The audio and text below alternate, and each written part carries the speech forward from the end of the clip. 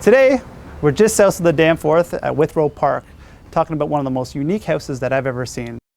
The house was modeled after the industrial lofts of New York, and we're here talking to Darko, the homeowner, who's super passionate about modern design. From the elevator, polished concrete, giant Canadian shield on the main floor, this house is super special. I'm Adam Brind, and welcome to 643 Carlaw. Hey, Darko, great to see you.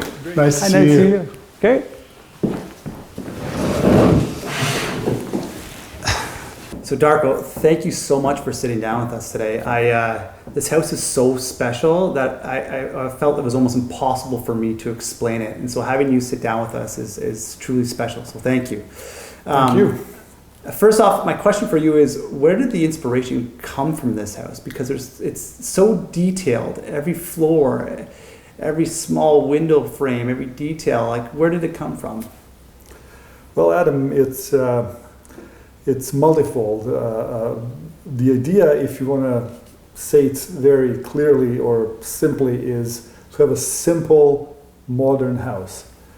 But with that in mind, you look obviously to Japanese design, nature being integrated into the living environment. Then another major influence, probably the New York brownstones, right, with a sort of slightly industrial look, brick and glass. And I would say inside the interior design is influenced by sort of ideas of modern architecture with no embellishments, with sort of simple and elegant lines. Right. So what are some of the things that you did to bring the outside in? Because you get the sense when you walk in here that it's so full of light and bright. Besides windows, like how did you guys position it? How did you get that was the major focus, I guess? Well, the major feature, the best feature of this house is Withrow Park. Right. You're across the road from this magnificent park, and the idea was to bring the park in. Right. So we opened the house, we rebuilt the front of the house to invite the park inside. Right. So when you're sitting in the house and looking at the park, you feel as if you're outside. When you enter the house, right, we have a small indoor garden. Wow. Where you still feel, you enter the house, but you still feel that you're outside. It's a sort of a transitional space. And so now I think you mentioned you were originally going to go with an olive tree on the inside of the house, but ended up with a ficus tree. So what changed that? And I mean, it's a pretty amazing feature. Maintenance on that is totally like having an indoor plant. How does that work? Well, we wanted to have a living tree inside the house. Olive tree was our preference, but unfortunately it would not do well in the location. So the nursery people suggested a ficus tree, which is also cool because it's an evergreen tree. So even in winter, in dead of winter, you walk into the house and you're still surrounded by lush greenery. Wow. And this house has so many details, endless really. I mean, it's impossible to mention them all here. Was there something that was really challenging? Maybe you can talk to us about what you did with the exterior bricks. What challenged you about building this house? Well, I would say that the main challenge really is envisioning this house as a modern house that will still feel as if it's been here for a century. Right. So in order to do that, we wanted it to stand out, obviously, but we wanted to blend in as well. Right. So that's the challenging part. Timeless. Just designing the whole thing. Everything else is technical. The bricks, we sourced them so that they are made in Ontario size, so to right, match the original look and feel of the original brick of the house. Right. And then you brought some of the old bricks to the inside as a cladding. How did you do that? Well, that was a hard labor of love. Yeah. The story with the brick. So there was a lot of brick that was left after demolishing the old house, and we wanted to put it to good use. And we felt that we should honor the history of the original house by retaining that brick. Some of it is used on the outside, mixed in with the new brick, but most of it is actually used on the inside. Wow. It was All brick was cleaned. The faces of it were cut into 3/4 inch thick veneer brick pieces, and then they were installed over 1,200 feet of Wow. interior walls. So that's why the interior walls look like they're 100 years old. Exactly. That's amazing.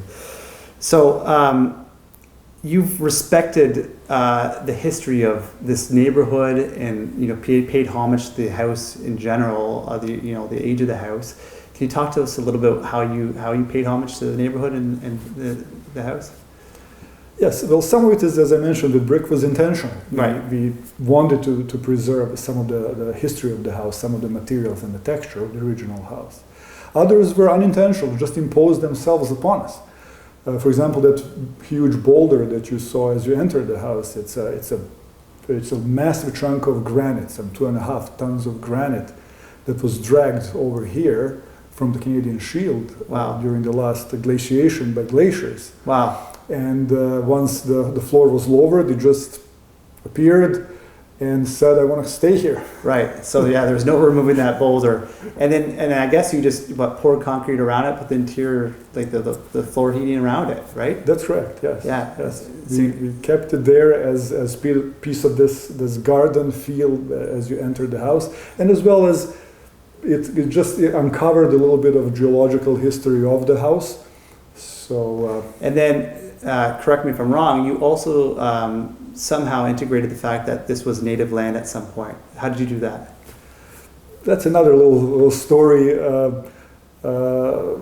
When we're sourcing sinks, these carved sinks that were made by a native artisan cooperative just jumped out and said, "Wow!" So the sinks we see, on this floor and on, the master bedroom, those are actually hand-carved sinks by a native artisan. Yeah. Wow, that's incredible. And then later I learned that Withrow Park was actually a settlement, a native settlement. Wow.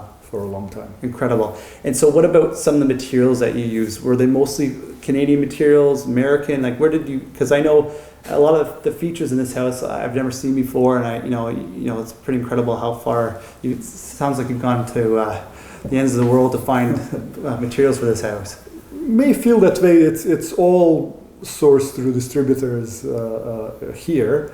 It does come from around the world. So brick is from the United States, some flooring is from Spain, and there's a lot of material from Italy. Yeah. The lighting, the kitchen is from Italy, and then some local artisans were employed as well for metalwork, for some of the furniture that you saw in the lower level. So it's eclectic. Wow. Mix, trying to maintain this idea of clean yet warm and inviting looking house. And so I find too, when people move into houses, they get a sense of something different. Or is there anything in the house that's kind of shocked you, or your favorite part of the house that maybe you didn't expect? Like, what's surprised you after you've been living here? Well, we wanted to invite the park in. Right. And once it was built, then I'm overwhelmed. It's better than what we thought it would be. So I loved sitting in the sitting room next to a fireplace, looking at the park. And the park is really lively. Yeah. With Wow. people watching, dog watching, arts happening in the park, seasons changing. It's never boring. Wow. And obviously it doesn't hurt that it's west facing and you get the beautiful sunset there every night in the middle of the city. Yeah. That's true. That's incredible. So what's your favorite room in the house and why? Because there's so many great ones. It's like asking to pick your favorite child. Almost. Yeah, I would say if I have to say what my favorite room is, I would say it's the sitting room. Yeah. Because in the sitting room you're inside your warm home cocoon, but you're outside. You feel as if you're in the park. Right. So that's on the second floor, looking west over Withrow Park. That's your correct. favorite. Yeah. So sitting next to the fireplace with. Are you sure it's not downstairs in that really cool entertainment room with the custom-made white oak table there? Because that's a pretty cool room. Comes close. Yeah. Yes, comes close. Okay. So that's awesome. So what about the outside? Because I know you've got multiple areas outside where you can hang out. So can you talk to me a little bit about where your favorite spaces are, or why you decided to have two patios facing west? Well, We have several, as you say, we have several outdoor spaces, and basically depends on the time of the day, on the function, Right. the use. You may use any which one of them. So we have one that's right off the entertainment room that is designed to be almost as an extension of that entertainment room, and it's very private, little cozy nook where you can sit unobserved from anybody.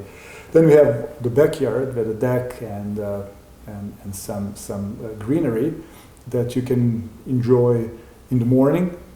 In the afternoon, there's 2 terraces overlooking the Withrow Park where you could sit. If you have friends over, then the larger terrace is a perfect spot to be. Wow. And the most private, and the terrace that people almost don't see from the street at the top is off of the master bedroom, Wow. where you can enjoy a nice cup of tea in the evening, looking at the old downtown. Wow. And you put a little bar up there just in case, right? Yeah. Just in case. Yeah, just in case. One more question. And I know people will want to know this. You and your wife are not builders. You do this just purely out of passion. Where does this come from? Well, we're not architects either. Yeah. We just love designing spaces that we live in. Wow. So it's a privilege Yeah. of being able to design your house the way that you like it. Right. And we're very happy to be able to do that. So the kitchen and dining room really feel like an entertaining space. The whole house actually does. I mean, I feel like you could have parties and you'd never meet some of the people that were here because it's large enough for that. Can you tell me a little bit how you designed kind of the kitchen area to the walk out to the backyard, and how it's conducive for having friends and family over? Yes. Well, we try to use the space that we have in multiple ways. Right. So when designing the kitchen, we try and hide your standard kitchen elements. So fridge and the freezer and dishwasher and so forth. The appliances are hidden inside cabinets, so you don't necessarily see them. A faucet in the kitchen sink could be lowered if you don't need it. So it's not obtrusive. So you create another space by removing these and utilitarian elements. Right. And is that a play on kind of the Japanese modernism? As in Japanese design, you move a piece of furniture or a tatami and you have a sleeping room or you have a living room. Mm-hmm. So that is sort of an idea of using the space economically. Absolutely, yeah. And just lastly, I wanted to ask you about the master bedroom. It's almost like its own individual ensuite. And you design it as such so that the elevator could literally go from the ground floor all the way up to the master bedroom and never have to stop at another floor. Is that right? Yes. Is there any particular reason for that? I know that you thought that at one point you thought maybe you'd be able to rent that out or have a nanny live in that space. Well, that could be one scenario. We thought that since house was being built pretty much from scratch, that including a feature like an elevator is an important addition, right? Because that will allow one not to have to move out of the house if your health deteriorates, and it's also very convenient to move up into your bedroom without being noticed. Right. Listen, this is again one of the most unique houses that I've ever seen. The details are endless. I mean, it would take us hours to go through them all. All I want to say is congratulations. I mean, this house is truly spectacular. You've really achieved something. It really does feel like something that stepped out of New York with a modern flair to it. So like transitional. I really want to thank you for your time and Thank you, Evan. Awesome. Thanks.